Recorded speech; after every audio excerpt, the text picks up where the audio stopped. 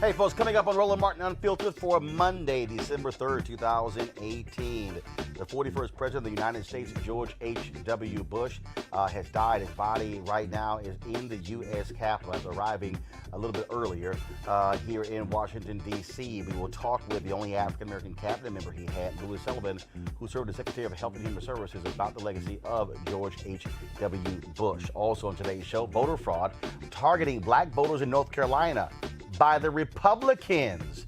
That could actually lead to a new election, a congressional race. We'll talk with the leader of the North Carolina State Democratic Party right here on Roland Martin Unfiltered. Also, drama in Michigan and Wisconsin as Republicans there want to roll back the results of the election, weakening winning ballot measures and trying to take power from incoming Democratic statewide officials like the governor and attorney general. I thought they cared about local control. Also, a good black man with a gun killed by police in Alabama mall laid to rest. Reverend Jesse Jackson Sr. gave the eulogy over the weekend for E.J. Bradford. Also, the results of an independent autopsy on his body. We'll tell you about it. Also, the domestic violence back in the news in the NFL. Two players. One, of course, Reuben Foster, arrested for domestic violence, signed by the Washington Redskins. Kareem Hunt, who played for the Kansas City Chiefs, after a videotape came out showing him swinging on and kicking a woman. He is off of the team. He's apologizing. We also talked with a Morgan State University professor who says that men can be rehabilitated from domestic violence. And Judge Jeanine Pirro of Fox News, talk about being stuck on stupid. She actually said racism in America ended after the Civil War. Has she actually read a history book? I can't wait for my commentary on that one, folks. It's time to bring the funk on Roland Martin Unfiltered. Let's go. He's got it. Whatever the miss, he's on it. Whatever it is, he's got the scoop, the fact, the find. And when it breaks, he's right on time and it's rolling. Best believe he's knowing. Putting it down from sports to news to politics. With entertainment just for kicks, he's rolling. It's on Go, Go, Roll, y'all. It's Roland Martin, yeah. Rolling with Roland now. He's funk, he's fresh, he's real, the best, you know he's Roland Martin now.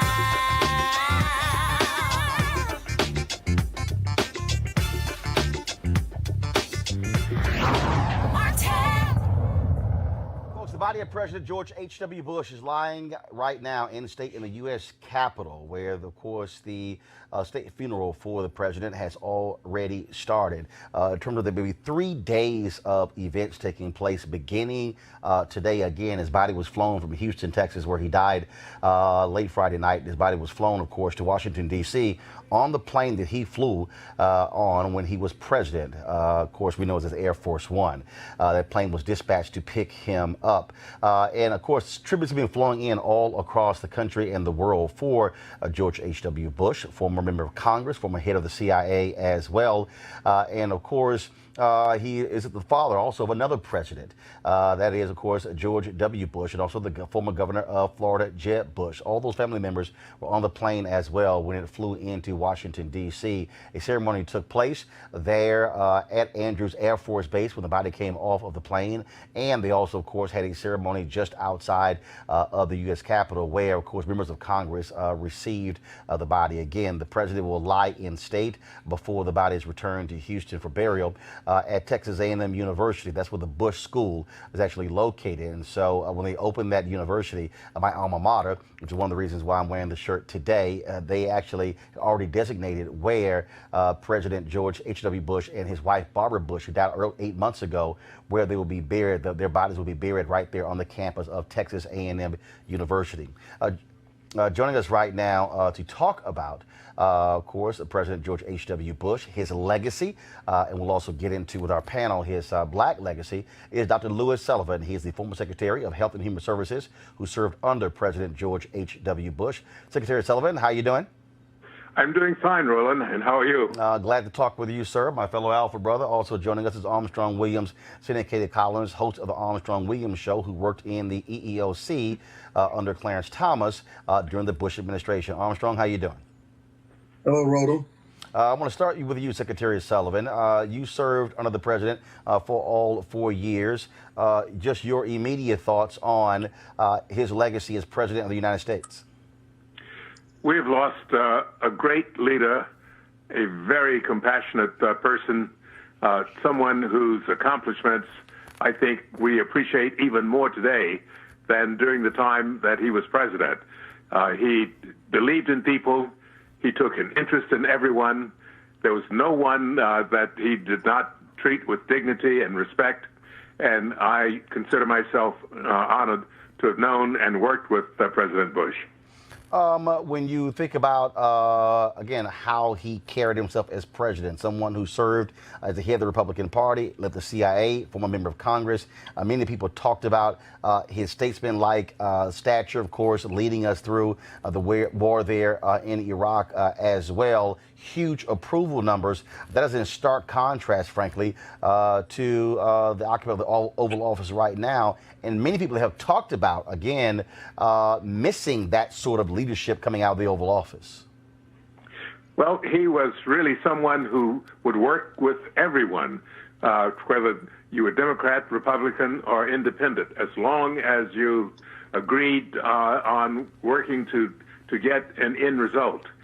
Many of his accomplishments have not really gotten the attention that they should, because, of course, we did have things like the Gulf War, the fall of the Berlin Wall, the dissolution of the Soviet Empire.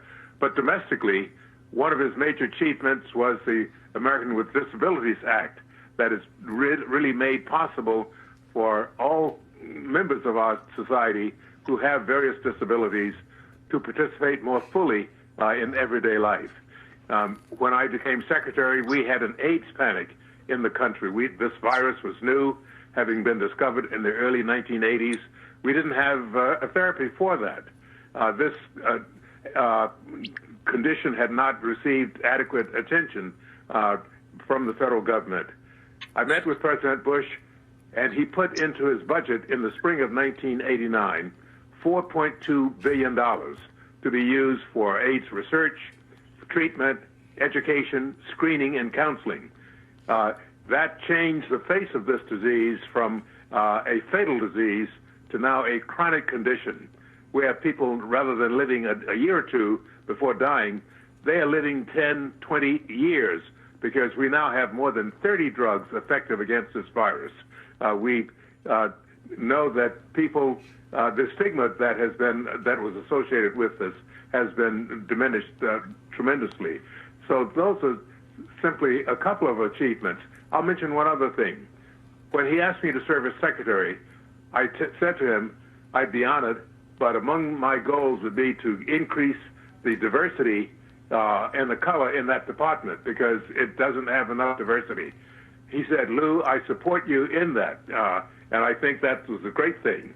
As a result of his support, I was able to appoint the first minority surgeon general and female, Antonio Novello, Hispanic, the first black Social Security Commissioner, Gwendolyn King, the first administrator of the Healthcare Financing Administration, now known as CMS, with Medicare and Medicaid agencies, the first woman to head NIH as director, Bernadine Healy.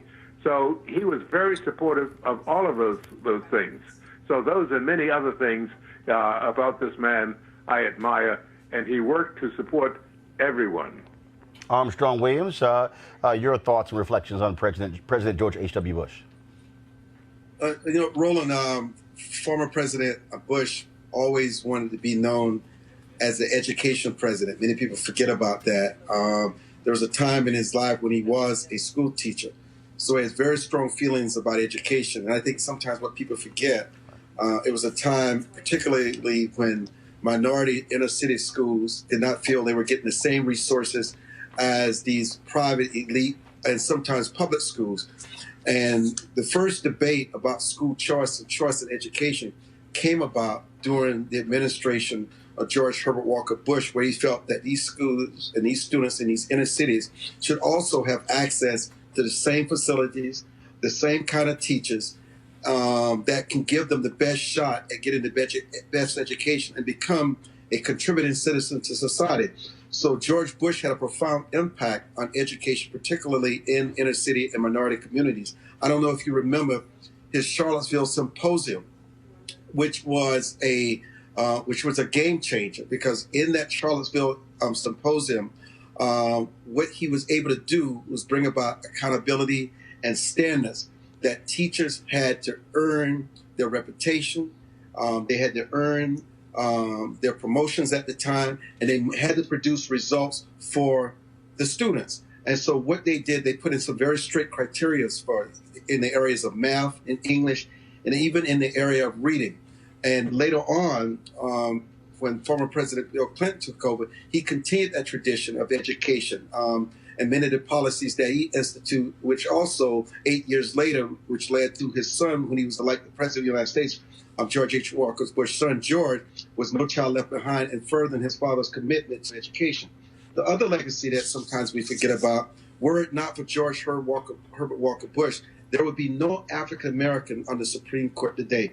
None of us could ever forget that bitter fight of Justice Thomas, who was then chairman of the EEOC and then was a circuit judge of the Dixie Court of Appeals, being nominated by then President George Herbert Walker Bush to be his nominee for the Supreme Court.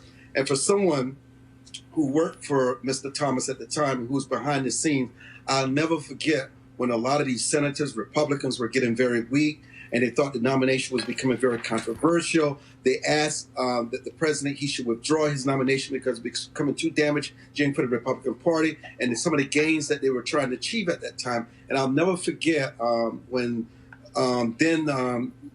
Judge Thomas received a call from President Bush during the Oval Office in the middle of his confirmation hearings when he took a break. And I'll never forget, he was almost in tears. He said, "I just heard from the president." And President Bush said, "I don't care what anybody says, Clarence, I'm with you. I nominated you. I believe in loyalty. You have been loyal to me, and I have a fiduciary responsibility to you, and I will be with you until the bitter end. Don't you think about quitting. You hang in there because this is not right, and I'm with you."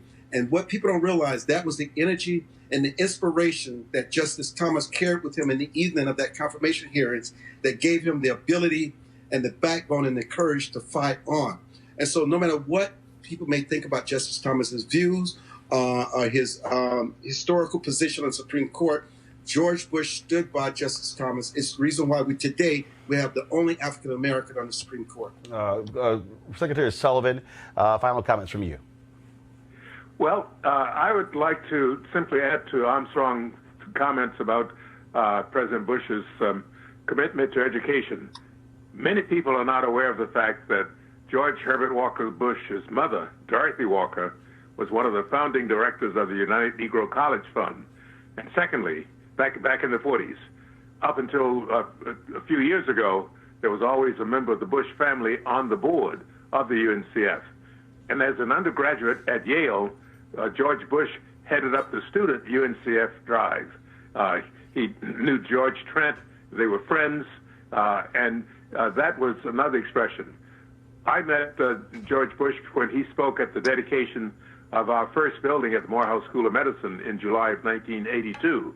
And he then invited me to accompany him to Africa on a 2-week trip to 8 countries in November of that year. And on that trip was Barbara Bush. I recruited her to serve on the board of trustees of Morehouse School of Medicine, and she served for 6 years, missed only one meeting during that time. George Bush spoke at the inauguration of Ben Payton in October of '81 as the new president of Tuskegee, and he's spoken at a number of black colleges. So those are the kinds of things that really, I think, spoke to his character and his commitment, and indeed, I was honored to know him and his wife, Barbara, and the members of his family. Secretary Sullivan, we appreciate it. Thanks a lot. Armstrong Weavers, we appreciate it. Thanks a lot. Thank you. Thank you. All right, we're going to go to our panel right now. Joining us, of course, Michael Brown, former Vice Chair of the DNC Finance Committee, Eugene Craig, CEO of the Eugene Craig Organization. Michael, start with you. When, of course, George H.W. Bush was in office, your father, work he did with the DNC, opposing a lot of those various things. One of the things that happens when a president dies, whether they're Republican or Democrat, you have laudatory views of people. Also, in the case of George H.W. Bush, he was 94 years old. But you also, as they say, there's one story, then there's the whole story. Your perspective in terms of how we should remember his presidency overall, but specifically when it comes to African Americans. Well, first of all, to his family and to his public service, certainly thoughts and prayers. But I remember a time, and it's a difficult situation because clearly you want to mourn the passing of the former president. But we also have to remember some other things that occurred. And as a young advanced man for Michael Dukakis, when he was running for president, there was the polls were very close at the time. And then there was that racist ad that popped up with Willie Horton. And whether it was the party, whether it was Roger Ailes, whoever did it, Lee Atwater, of course, who's the campaign manager. You got to assume the candidate approved of that ad. And when you approve of that ad, yes, I heard the other nice things he clearly may or may not have done during his presidency. But to become president, he ran an extremely racist ad that turned the race around, and clearly he became president, beat Michael Dukakis. Eugene. I was born during the middle of Bush's term, so everything I know about him is either via history, via read, or what's been interpreted now. But if I can make a contrast of the president that Bush 41 was and the president we have today, then man, we've come a long way. I mean, man, we've come a very long way. He's responsible for the American Disabilities Act, key player in the Fair Housing Act, going against the wishes of some of his big dollar donors and whatnot.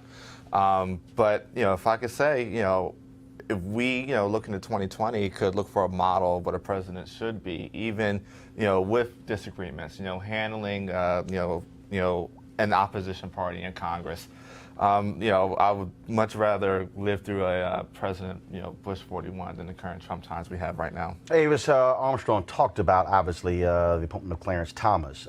That was a huge issue there. Many people accused President George Bush of, on one hand, saying he didn't believe in quotas, but then appointing Clarence Thomas there based upon quotas. He'd only been on the appeals court for 15 months. This was his first time ever as a judge. And many said he simply did not have the stature to replace a legend like Thurgood Marshall. And so your perspective on the presidency of George Bush, specifically as it relates to black folks. Absolutely. Now, with that case in particular, I remember Thurgood Marshall. I'm a little bit older than you, Eugene. I remember Thurgood Marshall's final press conference when he was about to step down from the court. And he said something during that press conference that was actually very prophetic. He said that in terms of whether or not the person who replaced him, if that person should be white or black, he specifically said you can have a black snake just as easily as you can have a white snake. And unfortunately, it's my belief that with the Clarence Thomas selection, it was a black snake that was elected, that was appointed to replace the amazing icon that was a Thurgood Marshall. So unfortunately, that's a very disappointing legacy for me in terms of George Bush. When we also look at, Michael, you talked about the Willie Horton ad. That was a huge issue. And of course, his campaign manager was Lee Atwater. Lee Atwater, after Bush won, Bush made him head of the Republican National Committee. Then with tapes were later discovered where he talked about in terms of how you use race in campaigns. You could no longer say the N-word. You couldn't say things along those lines, but you could use other phrases that were speaking in essence in code. And you said, look, candidate had to be aware of that. And that's also the reality. That's also a part of the legacy of George H.W. Bush. Also, I think when we look at in terms of policies, he was following 8 years of Ronald Reagan. Again, I think certainly a different type of Republican that was clearly different than what you see today. Some will say he was not as hardcore as a Ronald Reagan that led a little bit differently than Reagan. Absolutely. And to Secretary Sullivan's points, and I just found it interesting. And again, it's hard to criticize when we're also mourning our former president. However, I found it interesting, as the secretary mentioned, he had to call to get permission to hire black folks. I mean, why don't you just hire in the best people, and the best people happen to be people of color? Great. The fact that he had to make a phone call, do you mind if I hire some black folks? What's that? What is that? So clearly there was an environment where he thought, well, I can't hire some black folks. I better call and get some permission first. That is also part of the legacy.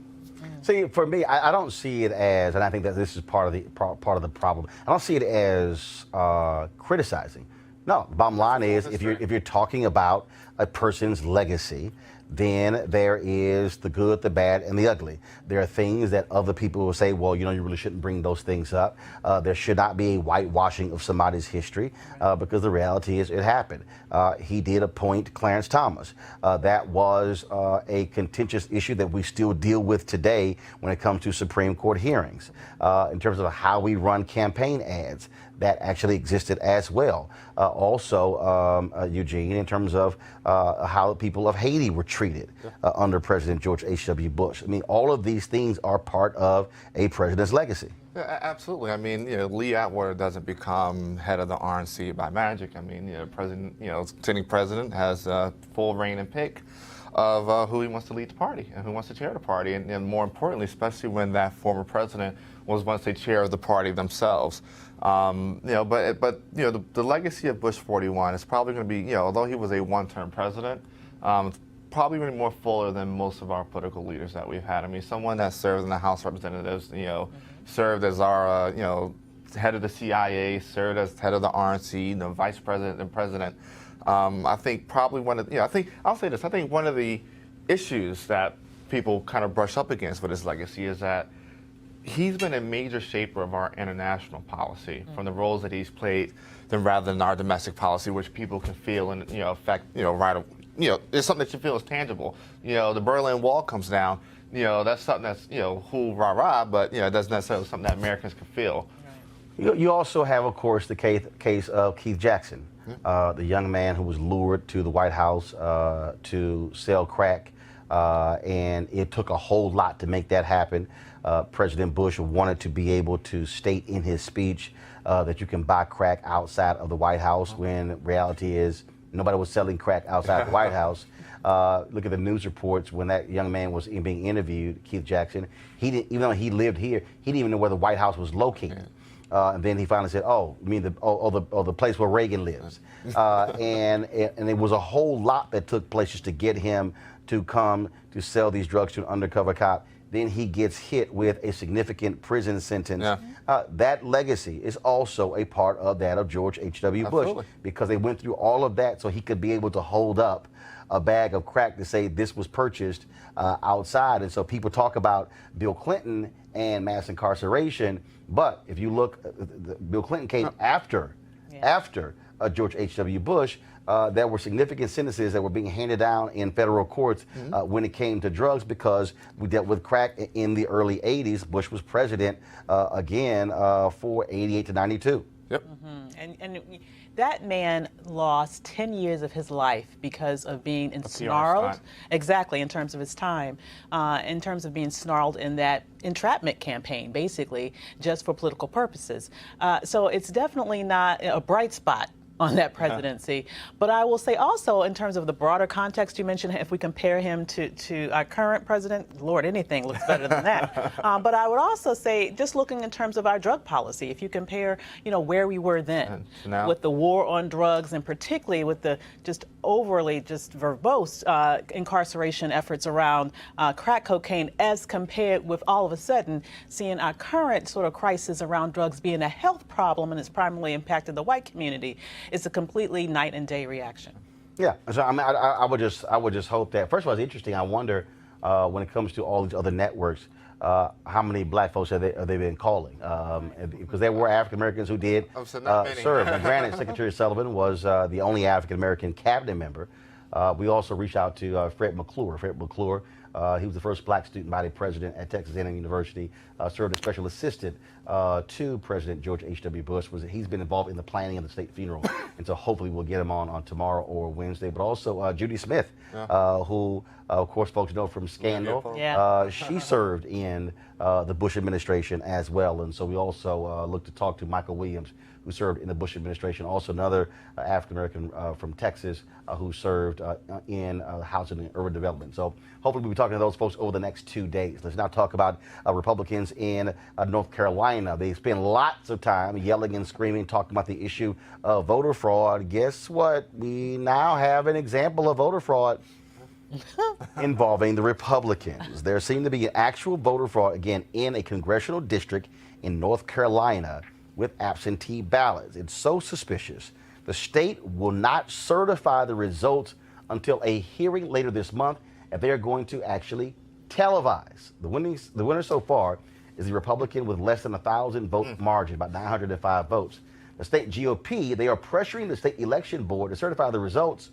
The board says, hell no, that is not gonna happen. Joining us right now is Doug Wilson, Deputy Executive Director of the North Carolina Democratic Party. So Doug, we hear Republicans love talking about voter fraud in your state, but are they kind of silent on this one? Thank you for having me, Roland. Yes, the Republicans are trying to push the board to certify the election quickly.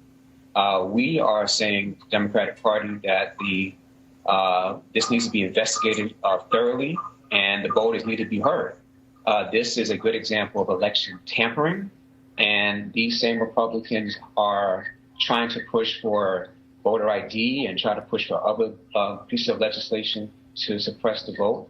And this is an example of where we believe there needs to be an investigation. Clearly, something has gone on, and we want the voters to be heard. So exactly what is it? So talk about this whole idea of harvesting. And so what are folks suggesting that ballots were thrown away, they were not turned in? So exactly what's the issue? Yeah, and that's trying to find out. There have been voters who have turned in affidavits to the local board of election, state board of election, who said that there was an individual who came to their house and said that I'm here to collect your absentee ballot. And they claimed to be from the Harris campaign. Well, not Harris campaign, but it claimed to be from the local board of elections. And they collected these affidavits, they collected these ballots, and nobody knows where those ballots went. And so that's what we're trying to find out now. That's what the investigation is trying to find out now. So you have individuals who said that I filled out an absentee ballot, but it wasn't turned in. Also, I've read some stories where people said the ballots were not placed in sealed envelopes. Yes, that's correct. And so if you look at the data across the district, the Democrat, Dan McCready, did well with absentee ballots in all the other counties, for exception of Bladen County. And the reason why there was some concern in Bladen County is that Republicans only make up a certain percentage of the vote there, but yet the Republican Mark Harris had a higher absentee ballot percentage among voters. And so that is where the Board of Election noticed that there was something strange going on there. All right, then. Well, we certainly will pay attention to see what happens in North Carolina, how Republicans are, the games that they're playing there. I doubt very seriously we'll see Donald Trump tweeting about voter fraud by Republicans in North Carolina. Doug Wilson, thanks a lot. Thank you very much. Folks, we also have drama taking place in Michigan where voters passed big proposals by big numbers to issue of voting. First and foremost, folks can register to vote up to Election Day. And then, of course, the GOP, they want to change that. They want to move it to 14 days before the election. Okay, but I thought the voters picked. Also, motor voter automatic registration. The GOP wants to pass a bill that will require a citizenship designation on driver's licenses before registration.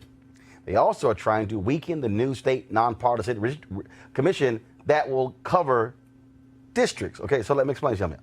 The voters passed a referendum that will create a nonpartisan commission to draw lines. Now the Republicans in this lame duck session want to weaken the very referendum the voters passed. They also, a Democrat won in Michigan. They want to weaken what the Democratic governor can do. Now let's go to Wisconsin. Same thing. Republicans today moved very quickly with a rare lame duck session that would make sweeping changes to the duties of the Democratic elected governor and the Democratically elected attorney general. It would shift the power to the GOP controlled legislature. Okay, let me help y'all out. So the governor currently has power. They would then say, oh, no, we're going to take the power from you, the governor, and give it to the legislature. So Tony Evers, the incoming Democratic governor, can have the power, and also the incoming Democratic Attorney General, Josh Call, can have the power. They also want to cut early voting. Why? Because they lost in early voting. It gets better. They also want to move an election. Let me help you out. They want to switch an election. Right now, there's a 4-3 majority, Republicans, on the Supreme Court. Well, one person is coming up for election in 2020. They want to separate that person from the ballot because they know there's going to be a large turnout in 2020. Go to our panel. I mean, when you talk about, this is what I keep telling people. You know, guys like Brandon could come on here and yell and scream about Democrats in Maryland all day. But I keep saying, you cannot show me where Democrats pull this kind of nonsense controlling the state legislature.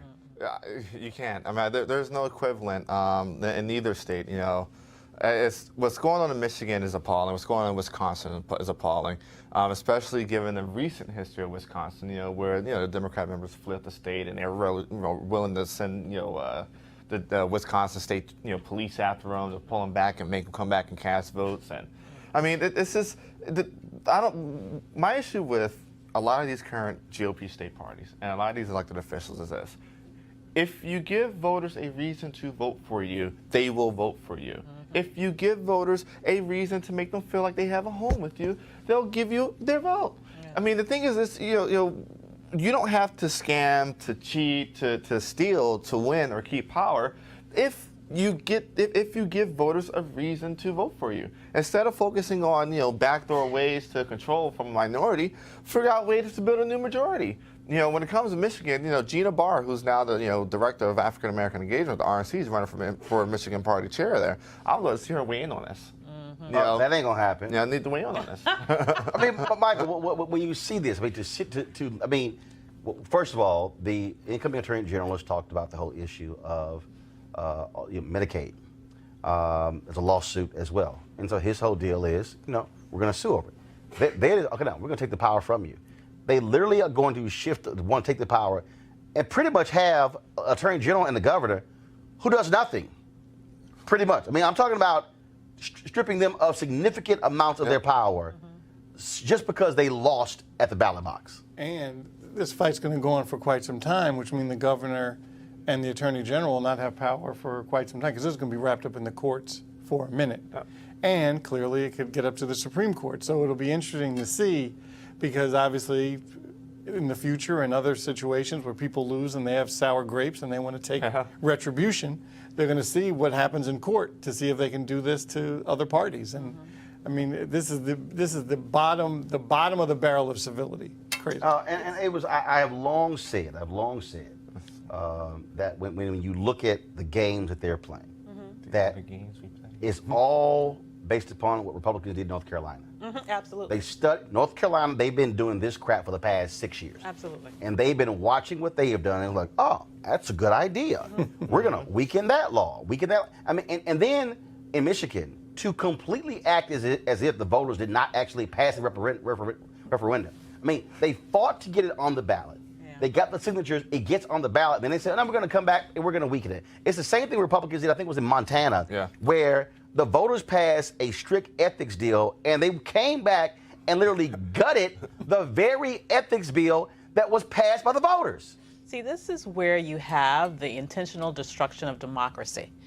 if elected officials are taking it upon themselves to completely disregard the will of the people who have actually gone through the process. I mean, it's not easy to get something on the ballot and to pass it, okay? You have to go through petitions. I mean, it takes a lot of effort to do that.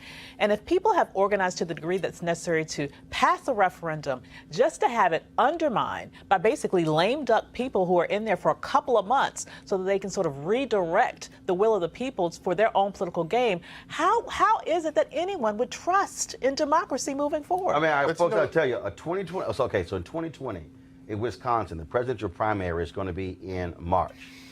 They want to move, they literally want to move, not the primary, this one race. So you always hear Republicans talking about being fiscally prudent. They want to have 2 elections in 2 months. Have the Democratic primary in March, and then April, and then have this election for this judicial seat in April. Of course. You know, the question: where's Paul Ryan on this? You know, where's where's Paul Ryan? Where's Reince Priebus? Yeah, where's Reince Priebus? But more importantly, you know, where's Scott Walker on this? Is somebody that went through a recall election, you know, won the will of the voters a whole, you know, 3rd, 4th time or whatnot. Yeah. He should be somebody that's super sensitive to an issue like this. Of hey, you know, once the voters are spoken, the voters are spoken. Yeah. You know, the party should not be trying to strip them. I think, you know, if Scott Walker has any decorum left in him, you know, he should. You know, That's a big if. He needs That's to issue a very quick veto threat. It is a huge if. If voters in Wisconsin, if they have the recall effort for Scott Walker, I dare say, if any Republican in Wisconsin moves forward and votes on any of these, there should be an immediate recall election for every single one of those Republicans. I agree 100% with you. And then in Michigan, whatever the rules there, if they have recall there, do the exact same thing, because this is grossly undemocratic. It is utterly shameful. And again, you're not going to hear jack from national Republicans. You're not going to hear anything. You're not going to hear, and I keep saying this, I would love to see black Republicans as a group stand up and call out Republicans of what they're doing. And you know what? You're not going to see it. So, Brandon, guys like you, Candace Owens, whatever you are, Malik. I can go down the line. I would love to see. I mean, Eugene, I would love to see your buddies. Listen, stand up as a group, not come on this show as an individual. No, but to literally go have a news conference at the Republican National Committee. I'll be the one to tell you, they'll dance around. I'll be the one to tell you, they're not going to do it. They're scared. They're not, they're scared they'll lose access to the White House. They're scared the RNC won't invite them to nice things. I mean, they're terrified of it. They feel that they have to play the game and stay quiet, to get what they want. I'll play straight with you, Roland. I can't lie to you. I'm not going to lie. Guts. I'm not going to lie to the viewers. No guts. That's what I call it. No guts. So, love to see you do it. Holler at a brother when you do it. Going to a break right now. We come back. We'll talk about E.J. Bradford. He was buried over the weekend. Reverend Jackson gave a moving sermon for his eulogy. All of that next. Roland Martin Unfiltered. Just do the. Folks, normally on Monday, I'm rocking the gear of an HBCU, but of course, today with President George H.W. Bush lying in state at the Capitol. That's why I'm wearing my Texas A&M sweater. That's where the Bush School, as well as his presidential library is, and so that's why I'm wearing that. But today's HBCU Giving Day School, Morehouse College, founded in Atlanta, 1867. Of course, prominent graduates include Dr. King, Spike Lee, Samuel L. Jackson, and then, of course, the great Alpha Man, first black mayor of Atlanta, Maynard Jackson. Folks, if you want to get to Morehouse, go to morehouse.edu. That's morehouse.edu. All right, folks, let's talk about a good guy with a gun who was shot and killed, and the NRA has been real silent. Emantic E.J. Fitzgerald Bradford was buried on Saturday in Birmingham. Independent autopsy was done on his body, showing that he was shot 3 times from the back. He was hit in the head, neck, and lower back by bullets fired at him, again, from behind. His father, Emantic Fitzgerald Bradford Sr., a police officer, said this, quote, "My son was murdered by this officer, and that was cowardice. What you have done was destroy my family. There's no justice. If you get off from this, you will not get off with this. I will make sure." As I said, Reverend Jackson gave the eulogy at his funeral, which took place at Boutwell Memorial Auditorium in Birmingham on Saturday. Here's some of that eulogy. Something about EJ is magic. Even now, EJ speaks to us. As a people, we were enslaved for 246 years. We got off the boats at the Alabama River in Montgomery and walked up that hill down Commerce Street. Cultivated cotton to make this state and the nation rich. We had the legal status of property. We were access to other folks' enrichment. When slavery ended and with the new right to vote, we were considered threats. The promise of democracy was met with lynch mobs and nooses. Former slave masters were emboldened to terrorize us in our communities with bloodhounds, shotguns, and shallow graves. Domestic terrorism was reinforced with the silence of white church people and European theologians. Domestic terrorism found validation in every level of education, K through 16. Here in Alabama, Rosa Parks emerged in 1955, declaring enough is enough, defied the unjust law of racial segregation. Out of the womb of that battle emerged Dr. Martin Luther King Jr. I once asked Mrs. Parks why she didn't go to the back of the bus. You could have been beaten, run over by the bus. She said, I thought about going to the back, but I heard the voice of Emmett Till speaking to me and I couldn't go back. Emmett Till speaking from the grave. Today, EJ speaks to us even from the grave. On this soil emerged a bus boycott that set in motion democracy around the world. On this soil, led by Reverend Fred Shuttlesworth and Reverend Woods and A.G. Gaston, who housed and fed us in Birmingham. Unarmed children faced water hoses and vicious dogs. On this soil, Dr. King was jailed as white religious leaders challenged his moral authority and his sense of strategy. On this soil, Jim Lee Jackson, a black soldier, was killed in Greene County, Alabama, but that turned into a march from Selma to Montgomery for the right to vote. On this soil. In the lineage of those battles, innocent blood, today E.J. joins that great course of witnesses.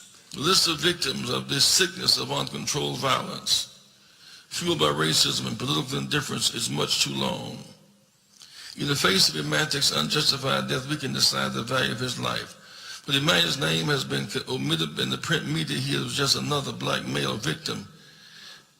We know that the name given by our parents means something. Emmanuel Fitzgerald Bradford Jr. is his name. In the heavens, Emmanuel now holds the throne of those who have died without the benefit of a long life. But this name will not die. His blood will not have been shed in vain. He will live as long as we remember him. And we will not forget him. The officer who took Emmanuel's life, snuffed out his dream, must face justice.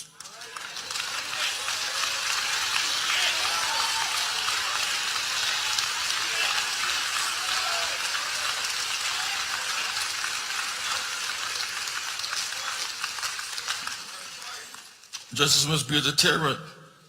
It must be demoralizing to enlist to go to fight in Afghanistan, come home and can't survive a shopping center in Hoover, Alabama. We must never adjust to our predicament. We must resist it with action. No one is above the law, not even the president, certainly no police officer above the law. Because his life mattered, we must vote and insist that state's attorneys and state's attorneys general enforce the law. This is the New South, where the Crimson Tide is #1 and millions of Seattle, Alabama, and Auburn play the big game, black and white together. The New South attracts Mercedes-Benz and Honda and Toyota and Nissan. In the New South, we reject uncivilized behavior. In the New South, we made the New South, and it must be new for everybody.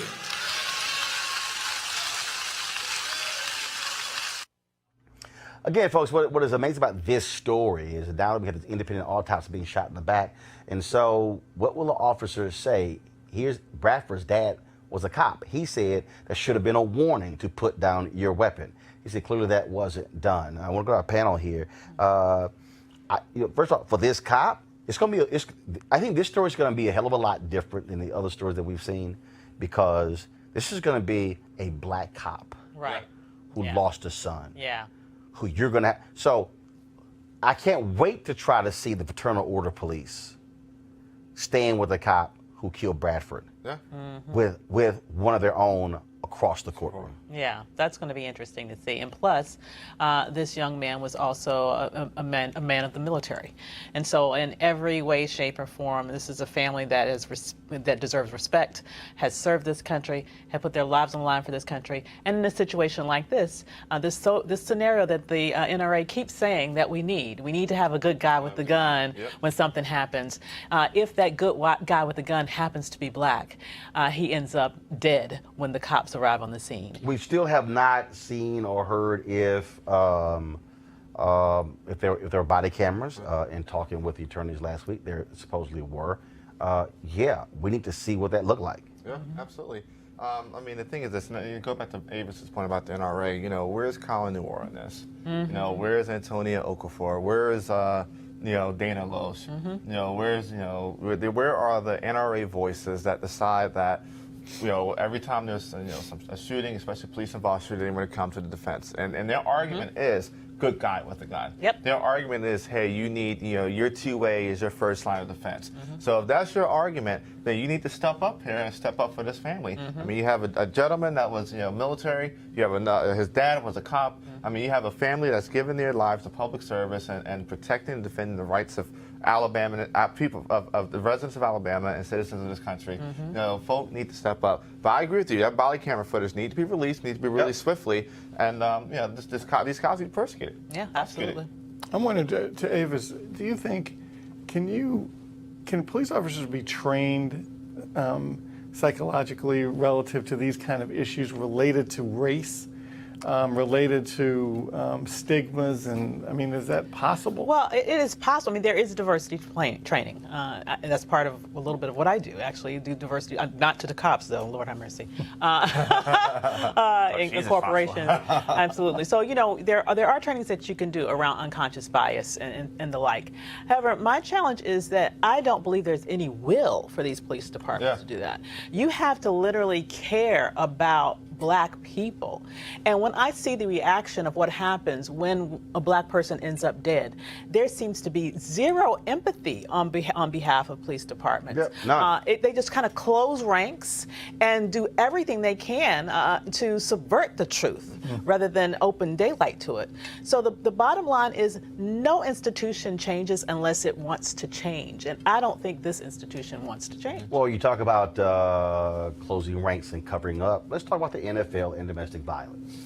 Kareem Hunt, who played for the Kansas City Chiefs, star running back, he was cut from the team after a tape became public where he is shown striking a woman. This tape was obtained by TMZ, not only striking her but also kicking her. He was cut by the Kansas City Chiefs because he lied to the team. He lied to the team because it happened earlier this year. He did not give them the full story. They cut him. Now, here's what's the crazy part. In an interview with Lisa Salters with ESPN, he said the NFL hadn't even talked to him. Here's another part of that interview. You requested this opportunity to talk one-on-one with us. Why?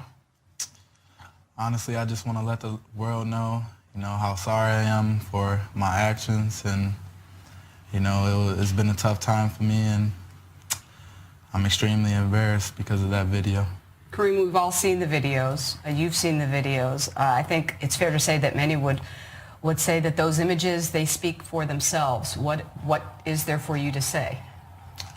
I'm definitely not that type of person, and my mother raised me right. I was raised by my mom and my grandma, and it was just us, and they've always taught me well, and I know right from wrong, and I'm always a person who want to see and make everybody happy. Has the NFL ever questioned you about that incident? No, they have not. Did they ever asked you to talk about that incident? No, they have not.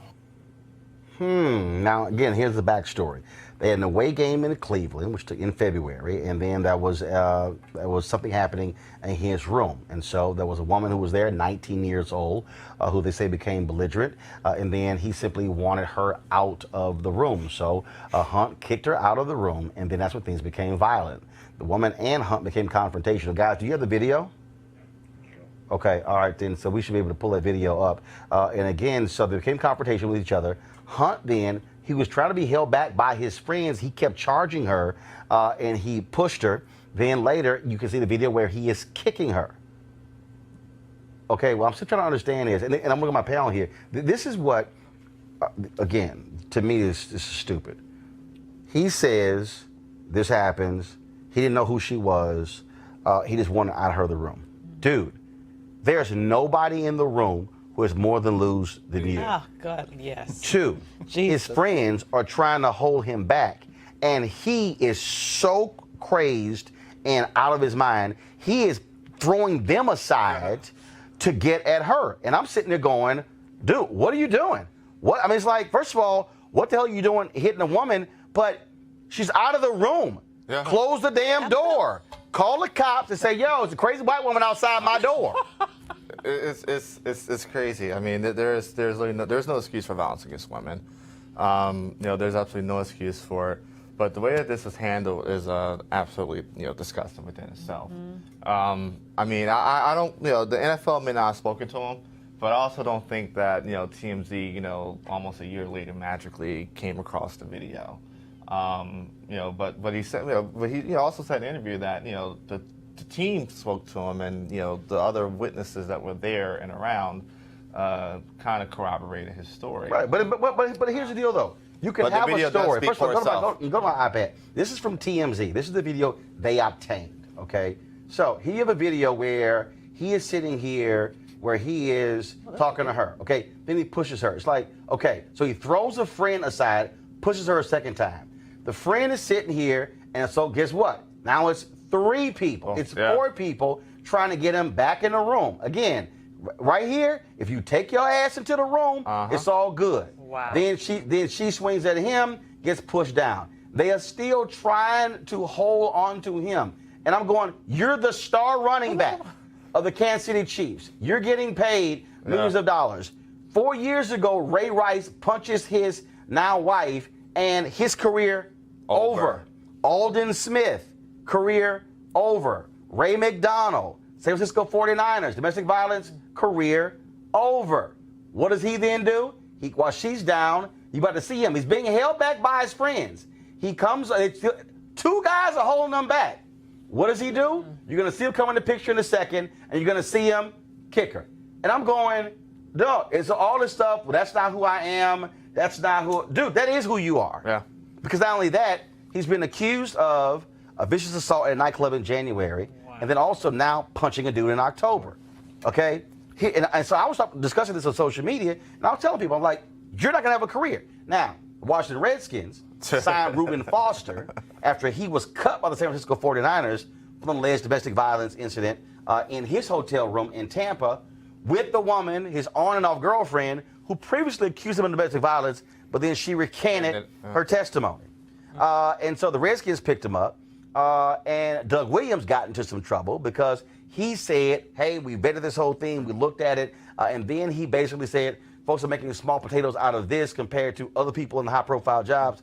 He had to apologize the next day to his mama, his wife, and his 6 daughters for essentially reducing domestic violence, as something. And one, it's utterly ridiculous to hit another woman. You're not defending yourself, okay?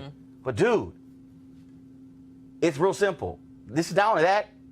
He was cut Friday. Yeah. Saturday was the 6-year anniversary of the Kansas City linebacker who shot and killed his girlfriend and then killed himself in the parking lot. The Kansas City Chiefs have had to deal with this several other times. This is utterly stupid, and you literally just threw your career away for a 19-year-old person who you said you met that night. I don't understand how And clearly, there's no excuse, zero tolerance. You got to walk away. Yeah. You just got to turn your back and walk away. I don't even know why he even, you're right, why did he even come out into the hallway in the first place? Right. It's people you don't know. Your boys are telling you to chill. I'm telling you. You're not listening to your boys. And then you kick a woman when she's down. I mean, that is just, he may never play again. And all these people who are saying that she's belligerent, she used the N-word, I don't care. It doesn't matter. This is what Rose gonna do. Rose gonna say, you know what? I'm gonna go into the bathroom, lock the door. The rest of y'all can I'm gonna get my phone. I'm gonna get my phone. 911. Yeah. I got a crazy ass woman in my hotel room. I haven't hit her. I haven't touched her. I don't want to do nothing. Can y'all come right now and get this crazy white woman out my room? I'm in the bathroom. I'll be here when y'all arrive. That's right. I am not losing my stuff. You got to protect yourself. Absolutely correct. And the thing is this, I think, and this is a discussion that needs to be had, there are other ways to protect yourself outside of physical violence. Mm-hmm.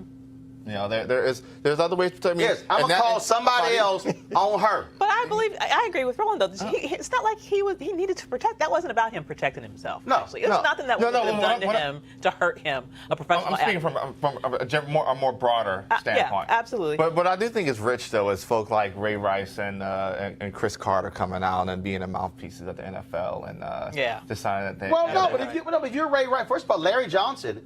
Of course, who used to play for the Kansas City Chiefs. Ray Lewis, not Ray Rice. Larry Johnson. Ray Lewis. Well, I don't care. Yeah. Larry Johnson, who was a running back for the Kansas City Chiefs, who was convicted of domestic violence. He blew up, said, "Yo, didn't y'all learn from?" He's been very vocal about what he has gone through, but he also believes very strong that he has CTE that's contributed to in terms of these various outbursts. And he was mad as hell at Kareem Hunt, like, "Yo, I talked to y'all and showed you what I've had to go through and what I've lost. Are you crazy?" This again, it was. I just don't understand, this whole deal of. And now it's like, well, that's not how my mama raised me. I'm like, I don't understand how you ain't thinking about that when the person's right in front of you. Absolutely. I mean, he's trying to do damage control now. It's too little. It's too late. But I don't think he has a career. Period. But here's the other question though jumps out. This is NFL still. Well, that is true. But here's the other question that jumps out because I remember when what happened with Chris Brown and Rihanna. I was at CNN and so.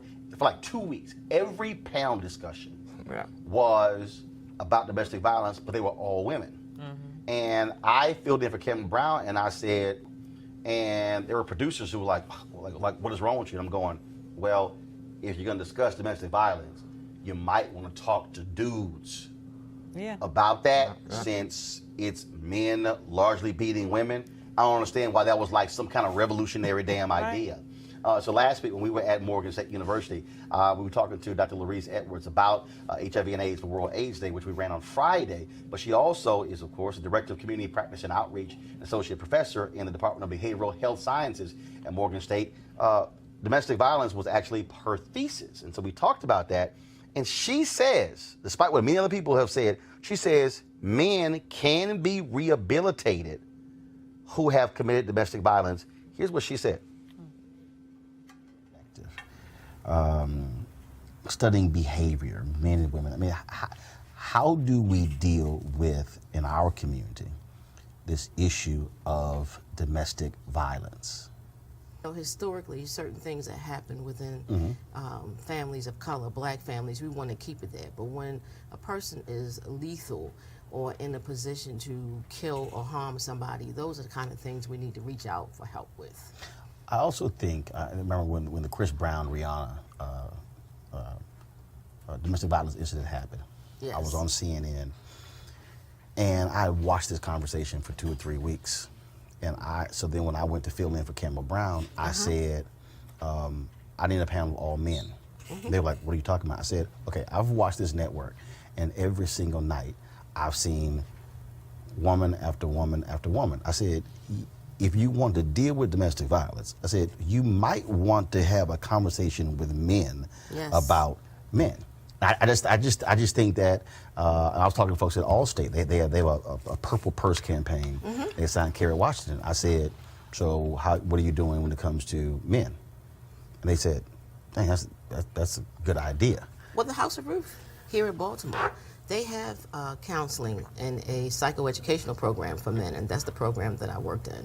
And men were mandated by court to come to the program, but it gave them an opportunity to talk about behaviors their ideas, and they're looking at men and women's roles in the relationship. And I think you can't do this work well and do a good job with it without including men. It's just impossible. So I agree with you. You definitely have to include men in the discourse. When we obviously see other stories, and as a sister who was very active against anti-violence against women, she is a rape survivor, and others. Wow. We've had these conversations, and they've said, sorry, a man cannot be, once he strikes a woman, once he abuses a woman, no, that's who he is for the rest of his life. Can't be reformed, can't be fixed. I disagree with that. Explain it. The reason why I think sometimes violence is a learned behavior. And a lot of times people hurt other people because they've been hurt. And there's a good possibility that a man who inflicts violence on women and violence in general may have had some issues in his past where he was abused. So we can't rule out that they cannot be, for the lack of a better term, reformed or rehabilitated. Because I know men who've come through domestic violence programs very successfully and realized the sources of their anger and their latch out to their intimate partners. So I disagree with that. And I also disagree, you know what people always often say, it's the alcohol or it's the drug that exacerbates the violence. But there are people who are violent, men and women, who don't drink or use any kind of substance. So we can't use that as an excuse anymore either. How do we, as I don't have any children, but I have nieces and nephews, what do we look for? What should we be correcting when folks, not when they are 18 and 20 in a relationship, but when they are 12 and 14 and 16, what should we be looking at? We should be looking at things that they share with us about friends and partners. Domestic violence don't start with a hit or a threat. It starts sometimes with just a gesture. So being able to recognize those signs. A lot of times people think, unfortunately, that violence is a sign of love. Well, it's not always that case. And the late, great Maya Angelou said, when people show you who they are, believe them the first time. So it's good to be able to recognize people who want to know where you're going, people who are aggressive, want to keep you all to themselves, trying to keep you away from family and friends, want to know where you are. And social media doesn't help at all these days, because Instagram and Snapchat, and people can get to you when they want to. And there's a lot of domestic violence through technology in terms of stalking people. So we have to be mindful of all of the avenues that play a role in perpetuating violence, particularly domestic violence. All right, folks. We certainly appreciate Dr. Edwards for that conversation. Okay, y'all. So, y'all know, I ain't watching Fox News. They don't call me, so it ain't like I'm going to watch them. But I saw this on social media. So Jeanine Pirro used to be a judge, district attorney. She got a show on Fox News on the weekends. One, she crazy. But I knew she was crazy until I saw this clip. If you want to come here, you apply. You do it legally. You're not entitled to come here. You have no right to come here to assault our borders. And it's at our discretion that you do so. And then, if we agree, you get to the back of the line like everyone else. And don't give me this racism nonsense. We fought a civil war to make sure that we put an end to the stain of racism and slavery in our nation. We're not racist. Truth be told, you're engaging in reverse racism. It seems you think that your skin color entitles you to be here ahead of everyone else in the world who may have a different skin color, but who's suffering the same injustice. You're not. Give me a moment.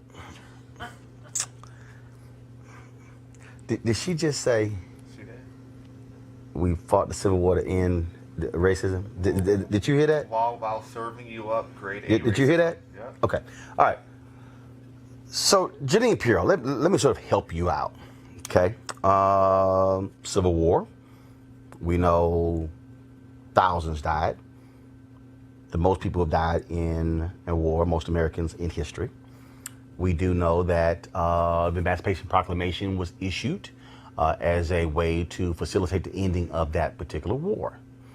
We do know that, of course, Reconstruction began in 1865, the period of probably the largest advancement for black people in American history. Arguably, that period lasted about 10 to 12 years. We know that the Reconstruction Amendments were passed, 13th Amendment, the 14th Amendment, the 15th Amendment. Also, of course, you had the 1860 Civil Rights Act that was also passed. But we also know about the Dred Scott decision that came down during that, after the Civil War. We also are aware of Plessy versus Ferguson, which came by in 1896. Let me also help you out, Janine. Of course, in 1876, that was an election, that was a contested election between a Republican and a Democrat. Rutherford B. Hayes was the Republican, was a Democrat. And so they cut a deal. It was called the Great Compromise. And the interesting thing about this deal, Janine, is that the deal was never actually somewhere on paper. It was never voted upon. It was just sort of a handshake deal. And here was the deal.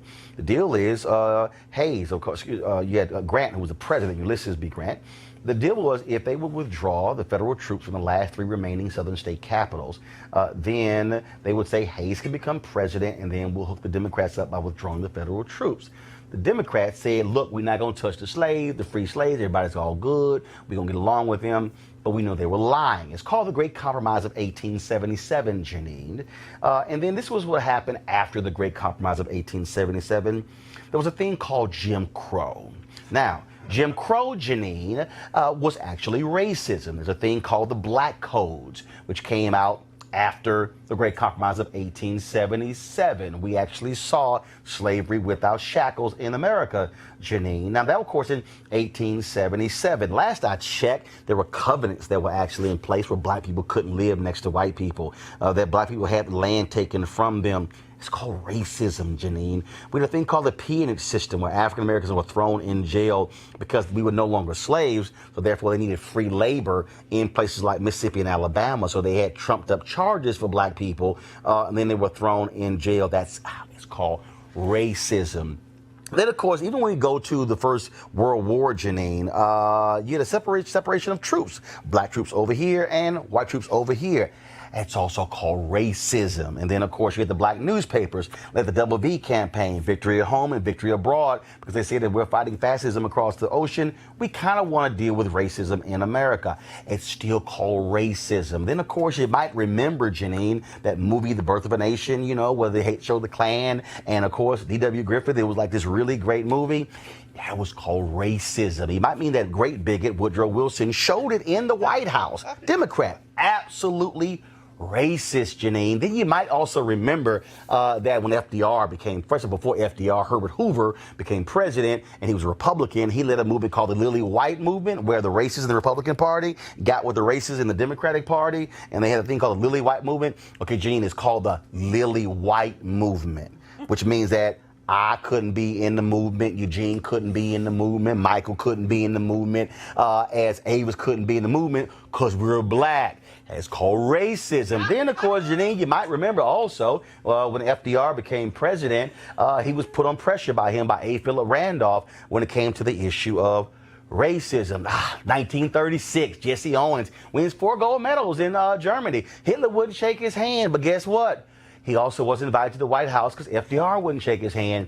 That's called racism. And in fact, I do recall also when Jesse Owens came home, there was a dinner for him in New York City. It was a dinner for him to celebrate him making America look good in Germany. He had to go through the kitchen, even though he was the honoree. It's called racism. Then, of course, we moved, Janine, to the 40s and to the 50s. And August 28th, we moved to the issue of Emmett Till being lynched in Mississippi. Brown versus Board of Education, overturned by the Supreme Court, 9-0 decision by Supreme Court. Racism. Brown 2 in 1955. Racism. Montgomery bus boycott, December 1st, 1955. Racism. Then, of course, Albany, Georgia. Then North Carolina A&T. Desegregating lunch counters. Then, of course, March on Washington. And, of course, Selma and Birmingham. And then let's see, Charlotte and Atlanta. And let's see, Florida, Jackie Robinson. Of course, he didn't get to Major League Baseball until 1947. Damn, what was that? Racism. Who was the last team to actually hire a black player in baseball? Was it the Red Sox? Who was the last team to hire a black player in football? I think it was called the Redskins. And Major League Baseball had a rule you could only have 3 black people on a team at one time. Damn, Janine, that's called racism. Then, of course, let's see here. Fair Housing Act, 1968. Only reason it got passed because the king got assassinated on April 4th, 1968. It was filibustered for 2 years. What the hell we call that? Racism. What the hell is wrong with you? You're a white woman who went to law school. Matter of fact, let me help you out as a white woman who went to law school. Because guess what? The only reason you were able to go to law school is because of black people. Because when Title IX was passed in 1972, they said that was a provision of the Civil Rights Act. Because you know where Title IX came from? You're a lawyer. The Civil Rights Act of 1964. Please. If you are going to be on television, at least attempt to walk past a book. You don't have to open it up. I just think through osmosis, what's in the book might jump the hell out and knock you upside your head and give you some common sense about American history. So no, Janine, racism in America didn't end because of the Civil War. It continued, and it still continues to this day. On her network. I'm done. That was good. That was good. I would have enjoyed your history class. That was good. Jesus. I just can't. That's terrible that she doesn't know The that. scariest Just part about idiotic. I believe she knows. But she that doesn't. audience, man, that Fox audience eat it up. Exactly. They don't want to acknowledge it. Right. So Janine, She gave be us more than her happy. rant. Call a brother to come on the show. We can help you. I'll bring some books. I'll bring an Amazon gift card. Okay? I'll help you out. All right, folks, support Roland Martin Unfiltered.com by going to RolandMartinUnfiltered.com and to support the show. You can join our Bring the Funk fan club to help us make this possible. Of course, we always are trying to do the right thing. And yes, educating people like Judge Janine Pirro, who is who has a limit when it comes to obviously knowledge in her brain, because it sort of stopped at the Civil War. Okay, so again, support us by also be sure to go to our YouTube channel and subscribe. Also turn on your live notifications as well. Tomorrow's Alpha Day on the show. December 4th is when Alpha Phi Alpha was founded. Sorry, Mike, you little Sigmas, y'all good, but guess what? Y'all ain't alphas. So, but I don't know what you are, whatever you are, something like that. You want you an Omega? Same thing. Okay. If you ain't alpha, you just behind us. So that y'all all the same. Kappas, Iotas, Omegas, Sigmas, they all the same to me. So again, tomorrow's show, we're gonna have Justin Fairfax, Lieutenant Governor of Virginia, Alpha Michael. Also, we're gonna have on the show Congressman Bobby Scott of Virginia, talking about education in the new Congress, Alpha Michael. And then of course, we're also gonna have my Reverend Dr. William J. Barber on the show, Alpha Michael. And then, of course, a special word from Lee Saunders. He, of course, is head of the AFS-CMB Labor Union, big supporter of our show, Alpha Michael. And then, of course, we're also going to have on tomorrow's show, great panel. We're going to have, of course, Lon Walls, Greg Carr from Howard University. And, of course, we're also going to have on the show my man, Sam Fullwood from Center for American Progress. All alphas, Michael. And so that's how we roll. So it's going to be a black and gold day tomorrow. I'll see y'all guys later.